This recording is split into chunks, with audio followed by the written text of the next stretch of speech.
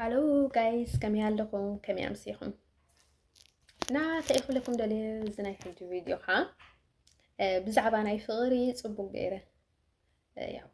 لا تمسك لي صبوا غيره. ياو صبوا غيره زغلت لكم خووني خالي مالتي تيبر سيزلو تعامل حسب عينة نجر مالتيو. بقولي يمكن تأخذ لكم دليل. بزعبان إيرتران إثيوبيان بالطعام استيتقولوا مالتي. ያው ዲፈረንት ሰባት ሆነ አለኩም ያው ከምዚ ካለ بزخون عينت مجدي ناتا يخبلكم دليل ناتا ጉዳይ يكون ከምዚ بعربኛ ዶ በትግርኛ ዶ አማርኛ ዶ ገለመልታት ዶ ገለገልታት ብሎ ኢትዮጵያ ዶ ኤርትራ ትብሉ ማለት ነው ብልዕልዩ ካውስቲኩም ናይ ጉዳይ يكون ኤርትራ ጽብት ኮይና ንበዓላ ኢትዮጵያውን ጽብት ኮይና ንበዓላ ማለት እዩ አለም ከራውት ኤርትራ ኢትዮጵያን ኤኒሞር ማለቴ ምንም ዝሕስወል ነገር የብለኝ ማለት እዩ። አን ሐቅ ዘረብ ዘለኹም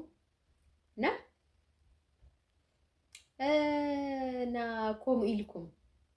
ና በቃ ዝኾነ ሰብ ኮም ዝለልካ ሕጂ ነይራ ሓንቲ ሰበይቲ ለነይራ ከምዚ ኤርትራ ወይ ኢትዮጵያዊት ክብላ ትፅብያ መስለኒ አልትሪያ ከምዚ ሓንቲ ሶማልያ ነይራ አልትሪያ አትብያ ገለገለ ኢላት ዋ እንታይ ትዛረባላ ማለተይሲ አነ ኤርትራዊት አኮንኩኝ ኢትዮጵያዊት አኮንኩኝ ማለት እዩ በምንም አይነት መልኩ ሰው ግን ካውናው ግን አብ ኢትዮጵያ ስለዝነበርኩ ያው አብ ኢትዮጵያ ከልኩ ከዓ ማለት እዩ አብ ኢትዮጵያ ነይረ አብ ኢትዮጵያ ከልኩ ከዓ አነ ከም ኢትዮጵያዊት አብ ኢትዮጵያ ነይረ ማለት እዩ ከም አሜሪካዊት ዘይኮንኩስ ከም ኢትዮጵያዊት ነይረ ያው ሰው ስጋ ይፈልጡ ነይሮም ንሶም ከምኡ ገይሮም ይሓስቡ ነይሮም ኮኑ ግን አነ ነፍሰይ ከመይ ገይረ ሓስባ ነይረ እዩ ከም ኢትዮጵያዊት ዝሓስባ ነይረ አብ ኢትዮጵያ ከነብር ከለኹ ከም ኢትዮጵያዊት ገይረ ዝሓስባ ነይረ አነ ካብ ናይ ኢትዮጵያ ወፃእሲ ካልእ ዓይነት ዓሌት ከም ዘለኒ ወራኻ ናይ ካልእ ዘርኢ ከም ዝኾንኩ ገለ መለሲ ኣይፈልጥን ነይረ ማለት እዩ ያው ቁሩብ ፀኒሐ ገለገለ ነገራት ክጠራጠር ምስ ጀመርኩ ያው እቲ በቃ እቲ ኩናት ፅቡቅ ገይራ ሳብ ዝፈልጦ ያው ሹር ኩሉ ድሕሪ ግዜ ፈሊጠ ማለት እዩ ሹር ድሕሪ ግዜ ፈሊጠ ተሓቂ ግን ብቅድሚኡ አነ ምንም ዓይነት ሓጢያት የብለኒ ኣብ ከምዚ ማለት እዩ ሓጢያት ክብለኩም ዘሎ ንፁሕ ሰብ የለን ሓጢያተኛ እያ ኣነ እውን ግን ምንም ዓይነት ሓጢያት የብለኒ ኣብዚ ነገር እዚ እና ኤርትራ ፅብቅቲ ኮይና ንባዕላ ኢትዮጵያውን ጽብት ኮይና ንባዕላ ማለት እዩ ንዓይ ምንም ዘእትወን ነገር የለን ኣብዚ ጉዳይ እዚ ማለት እዩ እና ብከምዚ ዓይነት ነገራት ብጣዕሚ ብዙሕ ነገራት ትገብሩ ብዙሕ ሽግራት ትፈጥሩ ንዓይ ጉዳይ ኣይኮነን ወላ ሕጂ ንኣብነት ኤርትራ ጽብቅ ብጣዕሚ ጥዓት ኮይኖም ንዓይ ዘይጥዒት ተኮይነ ንዓይ እንታይ ዓብሰለይ ምንም ነገር ዓብሰለይ ንዓይ ምንም ማለት ኣይኮነትን ማለት እዩ ኢትዮጵያውን ወላ ሕማቅ ኮይና ንዓይ ምንም ዘይትገብራ እንተኮይና ምንም ኮይኑ ይረአየኒ ኣነ ዝኾኑ ይኾኑ ንሱ ጉዳይ ኣይኮነን ንሱ ንስኹም እውን ትፈልጥዎ ኢኹም እና ናተይ ጉዳይ ኣይኮነን ንሱ ማለት እዩ ሰው እና እንታይ ኢላትኒ ማለት እዩ ኣነ ኢትዮጵያ ክነብር ከለኹ በቃ ከም ኢትዮጵያዊት እየ ነይረ ሕጂ ንኣብነት ዋላ ኣነ ሕጂ ዝኾነ ቦታ ኢትዮጵያዊት ኣይኮንኩን እንታይ ሽግር ኣለዎ ተበልኩ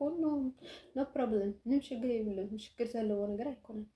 ሕጂ ንኣብነት ወይ ኢትዮጵያዊ ኤርትራ ኢለ ይኹን ወይ ዝኾነ ዓይነት እያ ኢሉ እውን ወይ ኢትዮጵያዊት ወይ ኤርትራዊት ኢሉ ዝኾነ ዓይነት ሰብ ናብ ሂወተይ ጠልቃ ካቱ ይኽእል ኣይከልኒ ኣይከውንን እዚ ነገር እዚ ማለት እዩ ኣትወለይ ዝኽእል ሰብሲ የለን ንዓይ ምንም ዘሕልፈለይ ሰብ የለን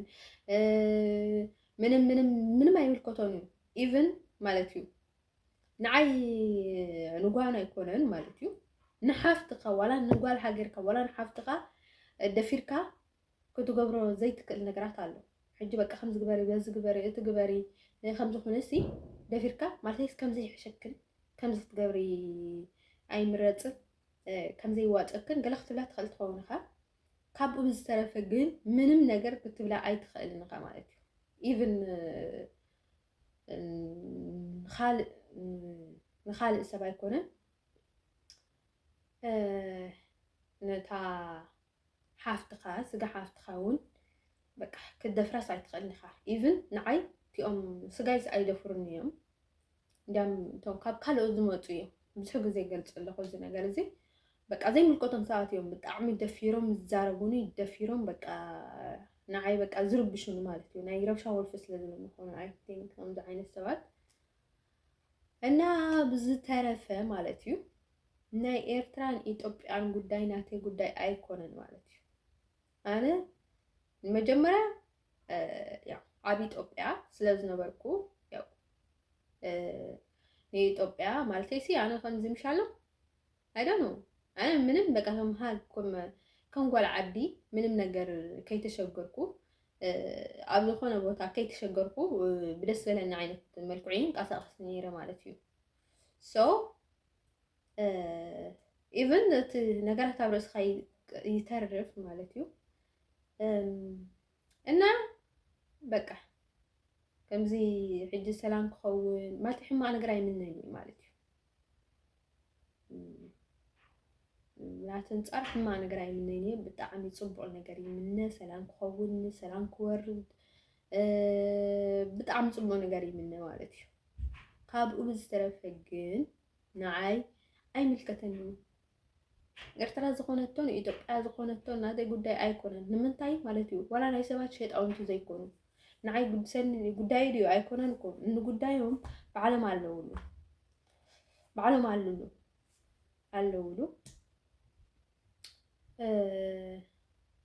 ናቶም ጉዳይ ንዓይ ዝምልከተኒ ኣይኮነን በቃ ኣብቲ ናቶም ጉዳይ ባዕሎም ኣለውዎ ኣብ ጉዳይ ከዓ ባዕለይ ኣለኹ ሰው ኣነ ሕጂ ንኣብነት ዝኾነ ሰብ ኢትዮጵያ ኢልክዶ ኢትዮጵያዊት ኢልክዶ ወይ ኤርትራዊት ኢልክዶ ኢሉሲ ማለት ኤርትራ እኳ ዝሓ ሓቂ ዘረባ ኤርትራ እኳ ከብልውና ይግባኣኒ ሕጂ ንኣብነት ኢትዮጵያዊት ኢልክ ኢሉ ንዓይ ክፅልእን እንተዳ ኢሉ ሰብ ዋላ ጣዕ ዘይብል ይምልከተኒ ድዩ ንዓይ ጉዳይ ኣይኮነን there is not my business ተደሊኻ ፅላእ ተደሊኻ ሕድር ተደሊኻ ሕንቕ በል ናይ ጉዳይ ኣይኮነን ማለት እዩ ከምኡ ትብሉ ሰባት ናተይ ጉዳይ ኣይኮነን ማለት እዩ ኣነ ሰብ ስለ ዝኾንኩ ያው ብዙሕ ግዜ ክጋገ ይኽእል ማለት እዩ ብዙሕ ግዜ በቃ ሓደ ግዜ ገለ ነገር ሓሲበ ዝኾነ ነገር ክብል ይኽእል ሓደ ግዜ ዝኾነ ነገር ከምዚ ፅቡቅ ዝገብር ዘለኹ መሲልኒ ዝኾነ ነገር ክዛረብ ይኽእል ኢቭን ማለት እዩ ዋላ ብሕጂ እውን ማለት እዩ ያው ዘይጋገ ሰብ የለን ንባዕሉ ስለ ዘይጋገ ዘይኮነ ከኣቲ ሰብ ንሰብ ዝፈርድ ንባዕሉ ብጣዕሚ ዝጋገ ሰብ ከሎ እንዳም ንስኻ ትጋገ ምስኡ ዘይነፃፀር ከሎስ ብጣዕሚ ሕማቅ ነገር ይብለካ ማለት እዩ እና ቅድሚ ሕጂ ኣብዚ ዘይኮነስ ኣብዚ ሕጂ ዘለኹ ዘይኮነስ ቀድም ኢሉ ካብ ካልእ ቦታ ነይረስ እንታይ ስኬላትን ሓንቲ ሶማሊ ነይራ ኣሊትሪያ ኣሱቢያ ኢላትኒ ዋ ሕጂስ ኢትዮጵያ ክትብል እያ ብጣዕሚ ስታይላ ማለት እዩ ማለተይስ በቃ ከምዚ ኢትዮጵያ ፀሊያ ነገር እያ መስለኒ መብዛሕትኡ ሰብ ኣነ ከምኡ ይገጥመኒ ንዓይ ንምንታይ ከም ዝኾነ ይፈልጥኒ ያው ኣነስ ዋ እንታይ ሞ ንዓይሲ ማለተይ ንዓይ ኢትዮጵያ ምንም ዝገበረትን ነገር የብላን ምንም ንዓይሲ ዝገበረትን ሕማቅ ነገር የብላን ኣብ ኢትዮጵያ ከለኹ ያው ከማንም ሰብ ኖርማል እቲ ናይ ገዛይ ናይ ነብራይ ሽግር ተዘይኮኑ ካልእ ምንም ነገር ኣይነበረንን እንዲያም ትሕማቅ ዝገብረኒ ዝነበረ ሰብ ማለት እዩ ናይ ከባቢይ ብጣዕሚ ቀረብተይ ንሶም እዮም እንተዮም ንዓይ ቀንዲ ሕማቅ ዝገብሩኒ ዝነበሩ ማለት እዩ ካብኡ ተሪፉ ግን እቲ ህዝቢ ይኹን ያው ብዝኾነ ዓይነት መልክዑ ንዓይ ሕማቅ ዝገብሩ ንከለዉ ዋላ ብሰብ ገይሮም ሕማቅ ነገር ዝገብሩ ንከለዉ እቲኦም ቀንዲ ማለት እዩ ዋላ ኣብ ከባቢይ ማለት እዩ ቀረብተይ ከምዚ ማለት እዩ ስጓኖትካ ከለዉ ያው ብዝኾነ ዓይነት መልክዑ ያው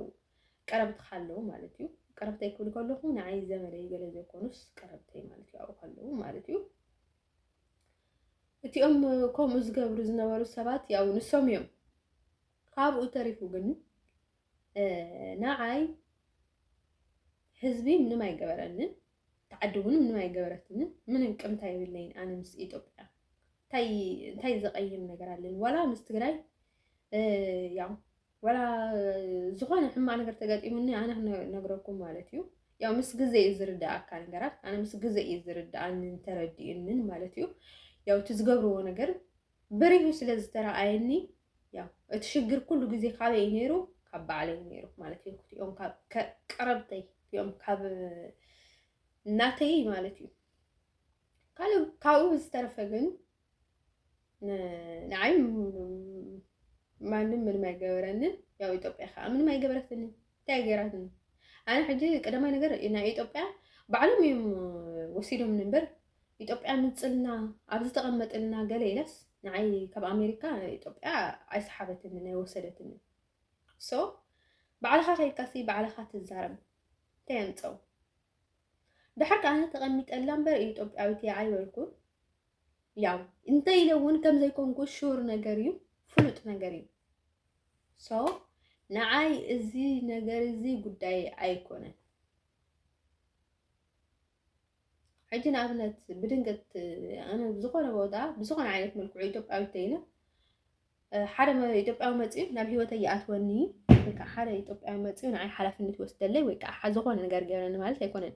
እቲ ስኻ ከምኡ ጌርካ ንሰብ ሓላፍነት ቦታ ሃሊካ ዝኾነ ዓይነት ሓላፍነት ሃሊካ ዝኾነ ዓይነት ሓላፍነት ነቲ ወይ ንኢትዮጵያዊ ወይ ንኤርትራዊ ትህቦ ተለካ እቲ ቀዳማይ ሽግር ናትካ እዩ እምበር ናይ ማንም ምንም ክገብረኒ ዝኽእል ሰብ የለን ሶ ከምኡ ኢሉ ዝፀልአኒ ሰብ ከዓ ማለት እዩ ንዓይ ወላ ሓንቲ ምንም ኣይግልሰኒ ወላ እውን ሕነ ቅብል ጉዳይ ኣይኮነን ማለት እዩ that is not my business you know ኣነ ማለተይሲ ምናልባት ብዝኾነ ዓይነት መንገዲ ወላ ከይደለኹ እውን ዝኾነ ናብ ፈተና ተኣትየ ክሕሱ የኽእል ይኸውን ማለት እዩ ግን ደስ ኢሉኒ ኮንኩን ዝሕሱ ማለት እዩ ኣነ ተዝኾንክዎ ዝነበርክዎ ሓቂ ክዛረብ ከለኹ ደስ ይብለኒ ማለት እዩ ዝያዳ ኩሉ ሰብ ክሕሱ ደስ ኣይብሉኒ ማለት እንዳሓሰቦ ክነብር ዝደሊ ሰብ ኣየለን ግን ምንም ዘይመስሎ ሰብ ኣሎ ሓስዩ ገለበለ ኣነ ግን ደስ ኣይብለኒ ውሽጠይ ፅቡቅ ነገር ኣይስማዓንን እዩ ሓቂ ክዛረብ ከለኹ ኮይኑ ዓይ ደስ ይብለኒ ባህ ይብለኒ ማለት እዩ ሶ በዚ ኣጋጣሚ እዚ ንዓይ ብክምዝታት ንዓይ ትፈርዱን ሰባት ቀዳማይ ኣይመልከተኩምኒ ካልኣይ ነገር ከዓ ወላ እውን ሓሪቕኩም ጉዳይ ኣይኮነን there is not my business ኣነ ሕጂ ንኣብነት ኢትዮጵያዊ ስለ ዝበልኩ ንነፍሰይ ኣይፅልኣኒ ንስኹም ከምቲ ንዓይ ብንእሽተይ ነገር ትፀልኡንሲ ኣነ ከምኡ ኢለ ንነፍሰይ ስለ ዘይፀልኣ ንነፍሰይ ባዕለይ ኣለኹላ ከም ኩሉ ኮይነ ዝፈትዋን ዝቕበላን ንሲ ነዛ ነፍሰይ ባዕለይ ኣለኹላ ካብኣይ ንላዕሊ ሲ ንዓይ ሓለይትስ ኣይትምሰሉ ምንም ከዓ ኣይምልከተኩም በዚ ኣጋጣሚ እዚ ማንም ሰብ ይኹን ምንም ሰብ ይኹን ንዓይ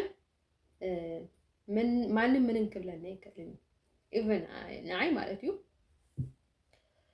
ከምቲ ካልእ ሰብ ኮንፊደንስ ዘለዎ ማለት እዩ ከምቲ ካልእ ዘይምልከቶ ሰብ ማለት እዩ ዝኾነ ፃዕዳ ይኹን ፀሊም ይኹን ማለት እዩ ዘይምልከቶ ሰብሲ ኮንፊደንስ ዘለዎ ኣብ ስድራ ንዓይ ከምኡ ኢሉ ንዓይ ደፊሩ በቃ ከምኡ ኢሉ ክዛረበኒ ከምዚ ትግበረ ከምዚ ገይልኪ ከምዚ ኢልኪ ንዓይ ኢሉ ዝደፍረኒ በቃ ብኮንፊደንስ ንዓይ በቃ ከምዚ ጃጅ ዝገብረኒ ሰብሲ ኣብ ስድራ የለን በቃ ኮንፊደንስ የብሉን ንዓይ ማዕረኩም ድኡስ ከምኡ ነገራት ክብሉኒ ወይ ከዓ ጃጅ ክገብሩኒ ሲ ኮንፊደንስ የብሎም እቲኦም ካልኦት ሰባት ግን ብጣዕሚ ኮንፊደንስ ኣለዎም ማለት እዩ በቃ ኣብ ልዕሊ እዩ ማለት እዩ ኣብ ላዕሊ በቃ ከምዚ ሽግር ኣብ ልዕሊ ሽግር በቃ ኣብ ልዕሊ እዩ ስታይ ዝገብሩካ ሰባት ኣለዉ በቃ ጃጅ ዝገብሩካ ንምንታይ ከምዚ ዝዛረብክ ዶ ንምንታይ ከምዚ ገይርክ ዶ ገለ መለታት ዝዓይነቱ ማለት እዩ ሶ ንዓይ ኣይምልከተንን ኢለኩም ኣለኹም በዚ ኣጋጣሚ እዚ ማለት እዩ ኣብዚ ጉዳይ እዚ ኣይ ዶንት ኬር ንምንታይ ሕነቕ ዘይትብሉ ጉዳይ ድዩ ኣነ ምንም ኣይምልከተንን ያው ተሓቂ ትፈልጥዎ ኢኹም ደም ትፈልጡ ማለት እዩ ካብ ዝተረፈ ግን ንዓይ ጉዳይ ኣይኮነን ርዛቶም ቢዝነስ በቃ ኣነ ክደክም የብለይ ማለት እዩ በከምዚ ዓይነት ነገራት ንዓኹም ከረዳእኩም ስለዚ ያው ካብ ኤርትራን ኢትዮጵያን ማለት እዩ ኤርትራ ዳ ፅብቕቲ ኮይና ኢትዮጵያ ዳ ፅብቕቲ ኮይና ኩሎም ንባዕሎም እዩ ናቶም ሕማቕ ናባይ ይመፅን እዩ ንዓይ ይኮነንን እዩ እቲኦም ናቶም ፅቡቕ ከዓ ንዓይ ኣይውክለንን እዩ እቲኦም ናቶም ሕማቕ ንባዕሎም እቲኦም ናቶም ፅቡቕ ከዓ ንባዕሎም ማለት እዩ እቲ ናተይ ፀብሖ ንባዕለይ እቲ ናተይ ሕማቕ ከዓ ንዓይ ዝኸውን ንማንም ሰብ ኣይከውንን እዩ ማለት እዩ ኣነ ኣብዚ ዓለም እዚ ያው ሹር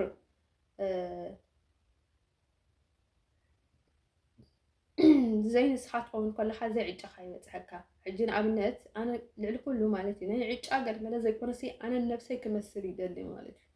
ما نم من تزاربو من ما يسلن مالتي أنا كم بقللو كم زي بسكت نقدر زدها العائلات هيكون كل نا لعل ما نم أنا نو عليك كوني دلي نو عليك مسري دلي أنت تصبق خويني أنت حمق خويني بقى مس كله نجاري مالتي أنا نو عليك خويني يزدلي مالتي በቃ ዝኾነ ይኹን ማለት እዩ ወላ በቃ እቲ ኣብ ዓለም ሕማቕ ነገር ዘይከውን እቲ ዓለም በቃ ዝፀልኦ ዝፍንፍኖ ዓይነት ዘይከውን ትናተይ ነገር ማለት እዩ ኣነ ኩሉ ግዜ ኣነ ክኸውን እየ ዝደሊ ምንም ኣይመስለኒ ምክንያቱ ትናተይ ነገር ማንም ዝቕበለለይ ሰብ የለን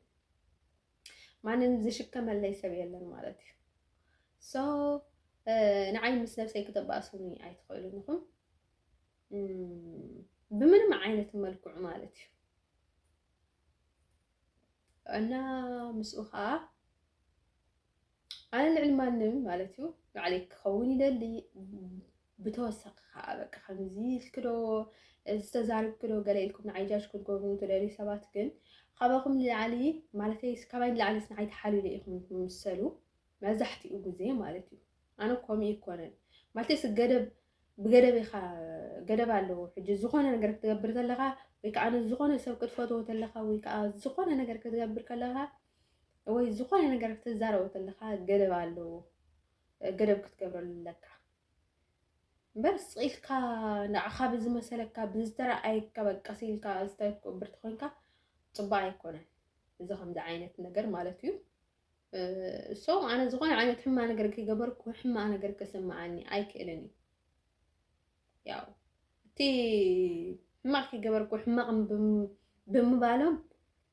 ንዓይ ሕማቕ ክስማዓኒ ይኽእል ይኸውን ግን ካብ ብዝተረፈ ግን ምንም ብዘይገበርክዎ ነገር ማለት እዩ ዝኾነ ዓይነት ሕማቕ ነገር እንተኢሎም ምንም ሕማቕ ነገር ክስማዓኒ ይኽእል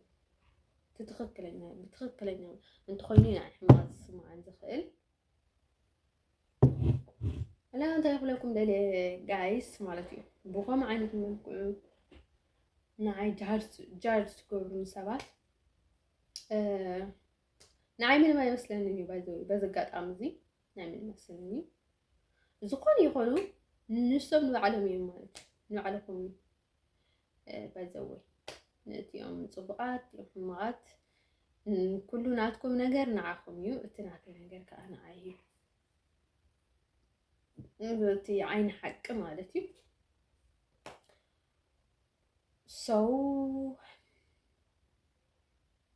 أيوه بكم زعينت نجاراتي تفرلون سبات أنا إذن هي بكمني إيون من ما أتمثل إنكم ناعي أنا خاسي ياو ماتي صغيرة تعرفي باللين كم تزول كوكو صغيرة تعرفي باللين أنت تعرف ناتي كم زلوا يو زنبر يو مالتي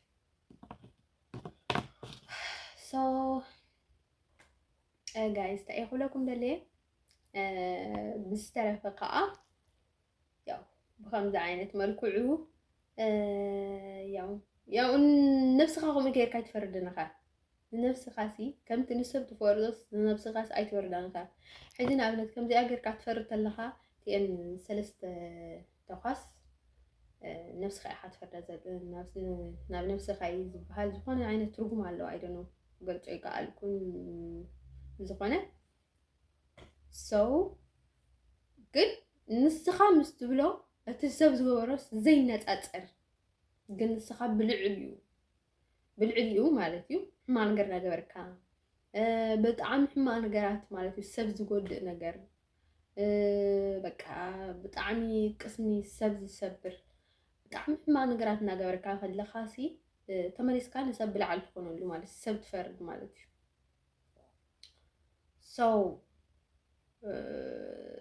أنا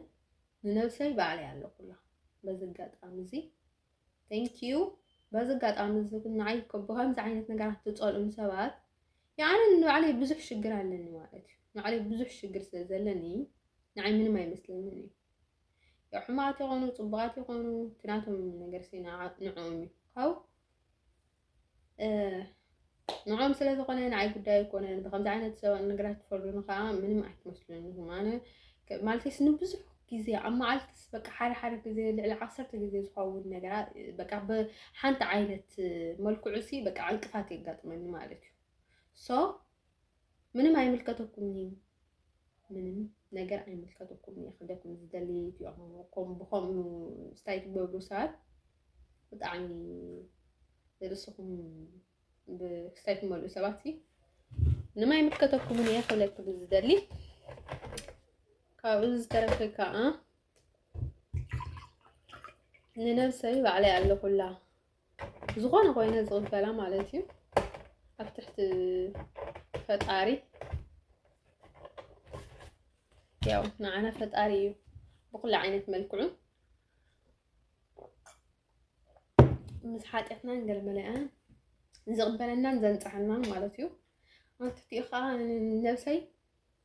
ከም ዘላታ ዝቕበላ ባዕለይ እየ ከምቲ ንሰብ እቕረ ንብለሉ ከዓ ንነብሰይ እውን እቕረ ይብለላ እያ ማለት እዩ ከምኡ ዓይነት ተለሚድካ ከዓ ፅቡቅ እዩ ትኡ ካልእ ሰብ ከዓ ከምኡ ተለሚዱ ማለት እዩ ዝያዳ በቃ ይቐስን ማለት እዩ ንዓይ በቃ ከምዚ ናይ ሕልና ዕረፍቲ ዝስማዓኒ ቀንዲ ንዓይ ናይ ሕልና ዕረፍቲ ዝስማዓኒ ንምንታይ ድዩ ሕማቕ ነገራት ስለ ዘይገብር ንሕልና ይክብል ብዘለና ዓቕሚ እናተረድአኒ ሕማቕ ነገር ኣይገብርኒ ሰው እዚ ነገር እዚ ብጣዕሚ ናይ ሕልና ዕረፍቲ ክህልወኒ ይገብረኒ ማለት እዩ እና ብምቕፃል እንታይ እየ ክብለኩም ደልየ ያው እንታይ ኢላትኒ ሓንቲ ሶማልና ኣሸቢያ ሊትሪያ ምናምን ኢላትኒ ማለት እዩ ዋ ዘይብላ ከ እንታይ ምልከታሳ ኣነ ሰው ነድየ ዝኾነ ሰብ ከምዚ እናነፈስኩ ዝኸይድ እንታይ ምልከታ ኢቭን ኣነ ኮን ትልተሪያ ኣደስ ሓቂ ክብላይ ከልኒ እንታይ ምልከታሳ ውሺ ናይ ግልሰኒ ዝኾነ ዓይነት ሰብ ድንገት መፅዩ ዝኾነ ዓይነት ድንገት ዓይነት ሕቶ ወይ ከዓ ዝኾነ ድንገት ዓይነት ነገር ክቀርበለይ ከሎ ምንም ኣይግደሰሉኒ ምንም ኮይኑ ስማዓኒ ትሰብቲ ሰው ሕጂ ንኣብነት እሳ ንምንታይ እየ ክትብል ደልያ ንኤርትራ ወጊና መስለኒ ንኤርትራ ወጊና ከምዚ ዝዓይነቱ ከምዚ ኢትዮጵያዊት ክትኮኒ ትኽእል ንኽእል ዓይነቱ ድያ ገለ መስለኒ ኣብ ዘለኹ ይኮነን ሓቂ ዘርባ ኣብ ዘለኹ ይኮነን ኣብ ዘለኹ ምስ ኣብ ዘለኹ ከምዚ ዓይነት ነገር ኣጋጠሙ ቅድም ኢሉ ኣብ ካልእ ቦታ ነይረ ሕጂ ናብዚ ቦታ መፅአ እዚ ቅድም ናብዚ ቦታ መፅአ ማለት እዩ ከምዚ ዓይነት ነገር ኣጋጢሙ ነይሩማ እና ካብኡ ደሓረይ ኣይምልከተኩምን እዩ እዛሓ ማለት እዩ ኣይምልከቶምን ክብል ዝደሊ ኣይምልከቶምን እዩ ፎር ሹር እና ብምቕፃል ናብ ጉዳይ ክኣቱ ብዛዕባ ፍቕሪ እየ ክዛረብ ደልየ ነይረ ማለት እዩ ካልኣይ ኣርስቲ ብዛዕባ ፍቕሪ ማለት እዩ ፍቕሪ ብጣዕሚ ፅቡቕ ነገር እዩ ወይ ደሓነይ ግን እና ንፍቕሪ እውን ፅቡቕ ኣመለኻኽታ ኣለኒ ማለት እዩ ብፍላይ ማለት እዩ ብዓይንኻ ትሪኦ ብኣካል ምስ ትላዘቦ ምሻሎ ከምዚ ተላሃዚብካ ከምዚ ተዘራሪብካ ዝኾነ ዓይነት ብኣካል ብዓይንኻ ትሪኦ ብኣካል ስታይ ትገብሮ ነገር ተኮይኑ ሽግር ዘለዎ ነገር ኣይኮነን በቃ ኦልሬዲ ተዛሪብካ ትፈትሖ ማለት እዩ ዋላ ሕማቕ ምላሽ ድዩ ዋላ ፅቡቕ ምላሽ ድዩ ይኹን ዝኾነ ዓይነት ነገር ኣነ በዚ ይሰማማዕ እየ ማለት እዩ ከምዚ ናይ ማዕዶ ኮይኑ ያው ሰብ ስኢሉ እዩ ዝርብሸካ ባይዘወይ ኣብዚ ሕጂ ሰዓት ኣፍቃሪ የብለይ ስንግል እየ ዘለኹ ዋላ ኣብ ልበይ እውን ኣፍቃሪ እዚ ሰብ የለን ማለት እዩ ልበይ እውን ኣይተተሓዘትን ብጣዕሚ ፅቡቅ እዩ ዘለኹ እና ሰብ ብጣዕሚ ይርብሸኒ ነይሩ ነገርኩም ኣይክእልኒ ማለት እዩ ኣብዛ ሓለፈ ብጣዕሚ ይርብሸኒ ነይሩ ብፍላይ በቃ ኣዋልድካ ፀልዱን እዮም ገለ ደልዮም ነይሮም እና በቃ ብዙሕ ዓይነት ሰብ እዩ ዘለዎ ኣብዚ ፀለምቲ ኣለዉ ገለ ብዙሕ ዓይነት ሰባት ኣለዉ ዋላ እዚኦም ብዙሕ ዓይነት ሰባት ኣለዉ ብሓፈሻ ማለት እዩ ብዙሕ ዓይነት ማለት እዩ ካብ ሓበሻ ወፃኢ እውን ብጣዕሚ በቃ ከምዚ ዝሳቀ ነይረ ክነግረኩም ኣይክእልኒ በቃ ሰብሲ ምክንያት ኣይስእንኒ ነይሩ ንዓይ ክርብሸኒ ዝኾነ ዓይነት ሰብ ማለት እዩ ምክንያት ኣይስእንኒ ነይሩ ያው ኩሉ ነገር ማለት እዩ ዋላ ዘይትፈልጦ ሰብሲ ካብ ፈላጢኻ ዝመፅእ ሰብ ይኸውን ባይዘወይ ስኢሉ ይኮነን ስኢሉ ናብ ሂወትካ ዝመፅእ ሰብ ረብሓ ዘይስድዖ ሰብ የለን ወይ ከዓ ከምዚ በእንታይ ዓይነት ነገር የሰማምዕ ይፍለጥን እዩ እና ኣብዚ ሕጂ ሰዓት ግን ንግረኩም ኣይክእልኒ ብጣዕሚ የፅቡ ዘለኹ ብጣዕሚ ይደቀምሻሉ ከምዚ በቃ ንፋስ ትንፋስ ኢንተርኔትካሲ በቃ ከምዚ ትንፋስ በቃ ፅቡቅ ንፋስ ትረክብ ከለኻ ገለ ዝስማዓካ ዓይነት ስምዒት ኣሎ ምሽ በቃ ከምዚ ዓይነት ስምዒት ይስማዓኒ ብጣዕሚ ፅቡቅ ኣለኹ ንግረኩም ኣይክእልኒ ኣምሰው በቃ ምስማን ማይባእስኒ ያው ባይዘወይ ካብ ሰብ ርሒቕ ኣለኹ ቁሩብ ይኹን እምበር ብኡ ጥራይ ዘይኮነስ በቃ ስንግል ምዃነይስ ብጣዕሚ በቃ ብጣዕሚ ፅቡቅ ኣለኹ ማለት እዩ ብጣዕሚ ደስ ይብለኒ ኣሎ ማለት እዩ በቃ ምስ ኩሉ ሰብ ሰላም በቃ ምሻሎ ማንም ዝበኣሰኒ የለን ዝከራኸረኒ የለን ያው ብካልእ ዓይነት መልክዑ ግን ኣሎ እትረብሻ ቁርብ ኣሎ ብካልእ ዓይነት መንገዲ እዩ ዘሎ ባይዘወይ ኣሎ ኣይሰኣንን እዩ ምስ ሰብ ምሳይ ይሰኣንን እዩ እትረብሻታት ሲ ምሳይ ኩሉ ግዜ ኣሎ ከም ኩሉ ግዜ ማለት እዩ ግን ምስቲ ናይ ቀደም ኣነፃፂርካ ማለት እዩ ሕጂ ብጣዕሚ ፅቡቅ ኣለኹ ኣምላኽ ይመስገን እና ባይዘወይ ከምቲ ዝበልኩኹም ስንግል እየ ዘለኹ ኣነ ብዙሕ ግዜ ግን ኣዋልድ ከምዚ ሲንግል ኢና ገለ ኣይንብለና ዋላ ሲንግል ከለና ኣፍቃሪ ኣለና ኢና ንብል መብዛሕትኡ ግዜ ከምኡ ዓይነት ስታይልና ንጥቀም ይጥቀሙ ኣይደኖ ኣነ ይጥቀም እቶም ካልኦትካ ኣይደኖ ያው ብትክክለኛ ምስ ትክክለኛ ዝምድና ምስ ዘለካ ሰብ ወይ ከዓ ትክክለኛ ዓርክኻ መሓዛኻ ወይ ከዓ ንኻልእ ሰብሲ ትነግሮም ማለት እዩ ሓደ ግዜ ዋላ እትዮም ተታሎም ግን ኩሉ ግዜ ዘይኮነስ ንውሕድ ግዜ ሲ ከም ተታሎም ነገር ኣሎ እና ሕጂ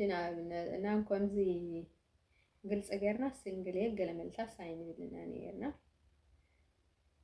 እና በዚ ሕጂ ሰዓት ሲንግል እየ ዘለኹ ባይዘወይ እና ብጣዕሚ ደስ ይብለኒ ነው ነግረኩም ኣይክእልኒ ብጣዕሚ መችየኒ ኣሎ በቃ ብጣዕሚ ምሻሎ ሰላም ዘለዎ ሂወት ኣለኒ እና ከም ብዛዕባ ፍቅሪ ብጣዕሚ ፅቡቅ ኣመለኻኽታ ኣለኒ ንፍቅሪስ በቃ ብጣዕሚ ፅቡቅ ኣመለኻኽታ ኣለኒ በቃ ፍቅሪ ፅቡቅ ነገር እዩ ያው ፍቅሪ ኣብ ሂወት ኣገዳሲ ነገር እዩ ኢለኩም ነይረ ኣነ ከምኡ ገይረ እየ ዝሪኦ ማለት እዩ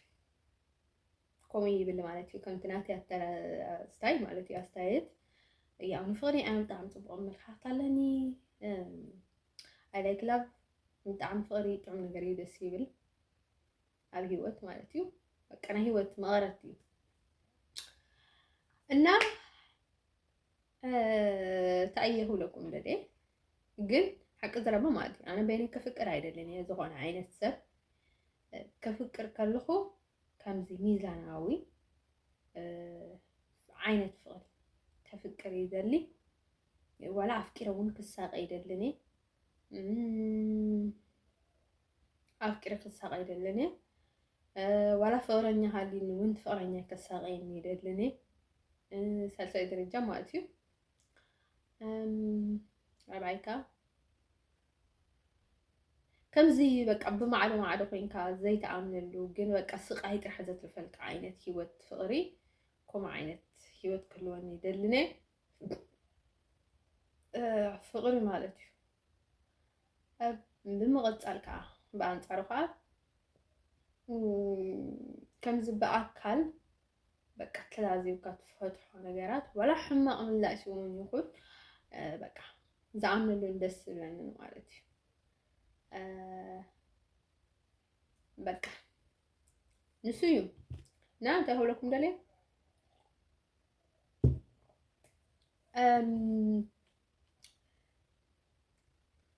ሕጂ ንኣብነት ፍቅሪ ብጣዕሚ ፅቡቅ ነገር እዩ ከምቲ ዝበልኩኩም ያው ብኣካል ክብለኩም ከለኹ ያው ብኣካል ምስቲ ሰብቲ ምስቲ ዘፍቅርካዮ ሰብቲ ተዘራሪብካ እንተስ ሕማቅ ምላሽ ድዩ ክበካ እንተስ ፅቡቅ ነገር ከምቲ ተፍቅሮ ዲ ከፍቅረካ ወለስ ወዲ እውን ከምኡ ማለት እዩ ጓል ጥራሕ ዘይኮንኩ ወዲ እውን ከምኡ እና ብዝኾነ ዓይነት መልክዑ ብኣካል ዝፍጠር ነገር ብኣካል ትፈትሖ ነገር ብጣዕሚ ደስ ይብል ማለት እዩ ኣነ ማለት እዩ ምናልባት ሕማቅ ምላሽ ከሰምዕ ዘይደሊ ሰብ ኩሉ ይኽእል ይኸውን ኣነ ግን ከሰምዕ ደስ ይብለኒ ማለት እዩ ዝኾነ ዓይነት ይኹን ምላሽ ብእዝነይ ብዓይነይ ክሪኦን ክሰምዖን ብጣዕሚ ዘሐጉሰኒ ነገር የብለይን ከምኡ ዘሐጉሰኒ ነገር የብለይን ማለት እዩ እንደናይ ካልእ ዓይነት ሰብ ስታይ ኣይርዳእንን እዩ ብምቕፃልካ እንታይ ዝበሃል ነገር ኣሎ ከምዚ ብዓይኒ ከምዚ ብምልክት ከምዚ ብኻልእ ዝርድኦ ይርዳእካ ንራዳዳ ኢና ገለ ዝብሉ ነገራት ኣለ ንዓይ ብቃል ዝርዳእኒ ሓቂ ዘረባ ብቃል ዝርዳእኒ ማለት እዩ ኣብ ኩሉ ከንብበዮ ይኽእል ይኸውን እዩ ኣንቢበዮ ግን ሹር ክኸውን ኣይክእልኒ ምክንያቱ ቃል ተዘይተሓዊስዎ ኣነ ሹር ክኸውን ኣይክእልኒ ምናልባት ካልኦት ሰባት ሹር ክኾኑ ይኽእሉ እዮም ምናልባት የንብቦ ይኸውን ይርድኦ ዘለኹ ይመስለኒ ክኸውን ይኽእል ግን ሹር ክኸውን ኣይክእልኒ ብፍፁም ሹር ክኸውን ኣይክእልኒ እና መዛልታ ይኸውለኩም ደድየ ያው ሕጂ ንኣብነት ሰብቲ ሕማቅ ምላሽ ክበካ ይኽእል ያው ብኣካል ተዘራሪብካ ዝወደእካዮ ነገር ዋላ እንተ ብፅቡቅ እንተ ብሕማቅ ብኣካል በቃ ዝወደእካዮ ነገር ተኮይኑ ሽግር የብልን ማለት እዩ ብኣካል ብቃል ዋላ ብቃል ጥራሕ ይኹን ዝወደእካዮ ነገር ተኮይኑ ብጣዕሚ ደስ ይብል ማለት እዩ ኣነ በይነይ ክፍቅር ኣይደልን ሓቂ ዝረባ በይነይ ክሳቅ ኣይደልን ፍቅሪ ተኮይኑ ማለት እዩ ካብኡ ብምቕፃል ከዓ የውለኩም ደልየ ከምዚ ናይ ማዕዱ ከዓ እቲ ህይወት ዘይትነብሮ ስኢልካ ትሳቀየሉ ተኮይኑ ብጣዕሚ ይከቢድ ዋላ ኣፍቂረ ከለኹ ግን ኣነ ከምኡ ዓይነት ህይወት ክሕልፍ ኣይደልን ማለት እዩ እንዲያን ካብ ከምኡ ዓይነት ህይወት ክሕልፍ ማለት እዩ ተሰብ ክገልፎ ንዓይ ይመረፅ በቃ ተመራፂ ቀንዲ ብጣዕሚ ፅቡቅ ነገር እዩ ንዓይ ማለት እዩ ካብ ዝተረፈ ግን ፍቅሪ ብጣዕሚ ፅቡቅ ነገር እዩ ደስ ይብል ብፍላይ እቲ ተፍቅሮ ሰብ ከፍቅረካ ማለት እዩ ኣነ ብምቕፃልካ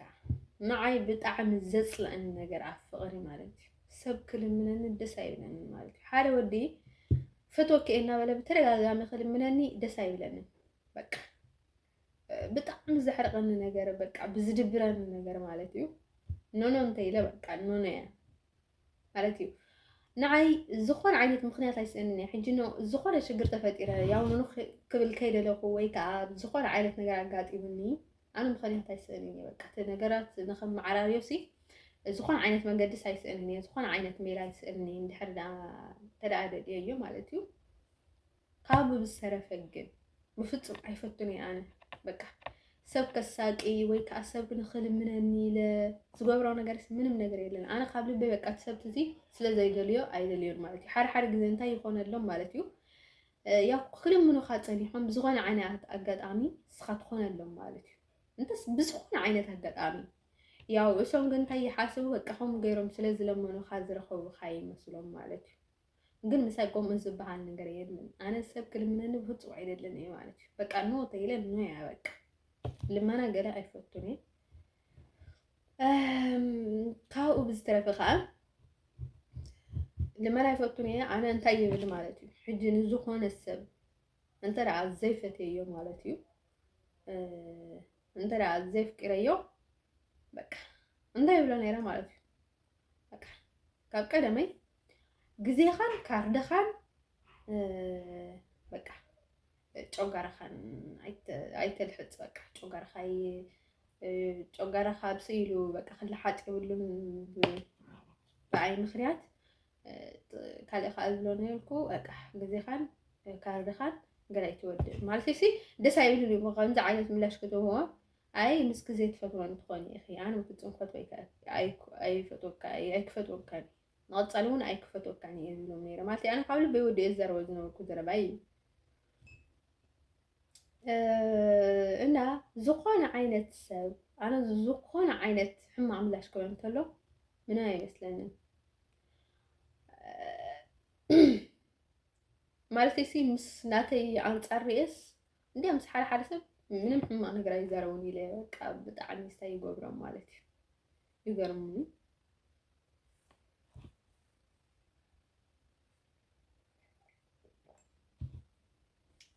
ያው እስኻ ዘይረኣኻዮ ዘይሰማዕካዮ ትኾይኑ ብጣዕሚ ደባሪ እዩ ከምቲ ዝበልኩኹም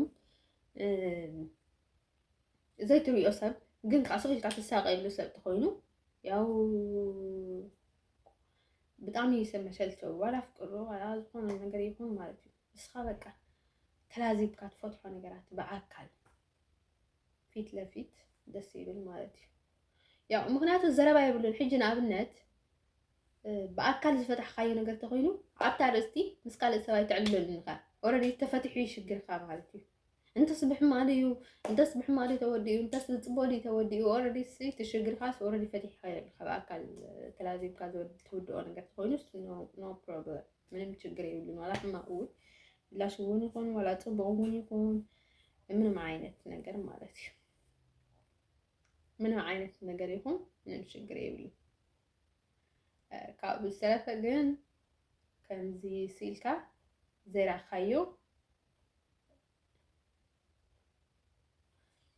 ዘይረኣኻዮ ሲኢሉ ግን በቃ ዘጨንቐካ ነገር ማለት እዩ በቃ ትሳቀሉ ነገር ተኾይኑ ግን ከቢድ እዩ ኣዝዩ ከቢድ እዩ ማለት እዩ ካብኡ ብዝተረፈ ግን ኣነ ንፍቕሪ ብጣዕሚ ስታይ በቃ ፅቡቅ ስታይ ኣለኒ ማለት እዩ رأيان ألني طبون أما لها أخذت ألني سبك فقر على قال ملتات يزبل مالتيو نا فرست يا وبقى تي غرسي كان بوكوي كان دغندي بوكو حاسل زغون مالتي ستفكرو سب زغون نقر كابخاتي زغون نقر زغون عينت تقبرك أي كل مالتيو سو حرق زي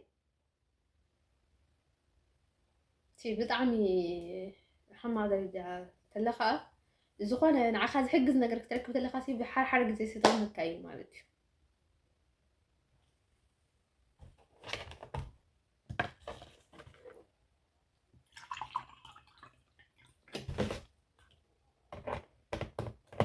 سو كومي يمثل ناتي الرأياسي كومي يمثل نهاية قال بتعمي على عالم زدبراني مالتي اوي زف قرصوسي بتعمي زدبراني زف قرصو كله بقى خمت لكم زي فكرون كسيد زلمنا نتخوينو قال مالتاسي بتعمي زدبراني مالتي زف رحنا عينت كا مالتي ياو بقى زف قرصو تخويني ما تيسي أنا من تايم كل من زدلي أنا خلي ما نعيد لنا حاجة تراجع أوكي تخوينا أوكي أنو تخوينا إنه يا بك من ما يمثلني بك أنا سبب في تراجع عندك حتىني بك عيد ترى حاجة بزوج زي بك ما تيسي أنت راه فتي يولد سبتي مالتي بعريو يفتون كي لا ولا نسي أنت اللي مخد أراطران أنت اللي أنا زدت أراطر يفتو كينا بلنس أي فتوى يخبل أي كلني ولا خن زي فتوى إننا فرتخون أي فتوى يخبل أي كلني ሶ ጋይስ مالتي أب كم عينت نجرت سي بقى كم عينت بخمي كنت أراد للناس يكون فلت على حد جديه بقى مور نتأراد سوات له نتأراد نجر مالتي أنا باي ذا واي كم عينت نجرت هاي تراني so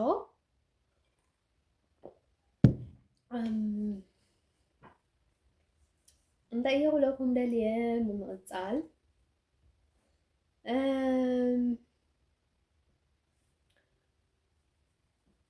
بمقطع كعتي لكم دليم جا كومي بقى أنا أنت زيفت يوم من الجبر اللي كان أنت تسدي سون كومي يا زحاسة ما أدري أنت زيفت كم من الجبر اللي كان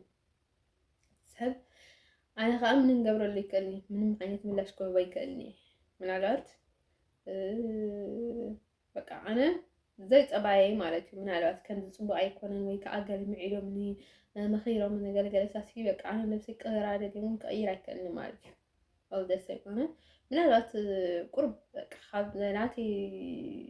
بحري وتزول على حردا فتن تلالين جزيو من الشيء زي سلسلة كيرني so بقى بقوم حدا سبات كالو حدا ويتات كالو بتاع نسجر من عينة أودات بقى كيف أروخا حدا مش على بطعمي تفكره سبب نبأ مالك أعطينا نفس خبرنا يكاد السبب شو الكل تحت الزراعة تخلناها جند حن تفكر نبأ تفكر ترى لها بقى زخونة يكون ولا حد نابنت زخونة عينة يكون سب مالتي زخونة عينة بقى ديفرنت زلون سمون من زي يكون لك سيدهم قد نبعلم يغرب خارج الجلزة عينته هلو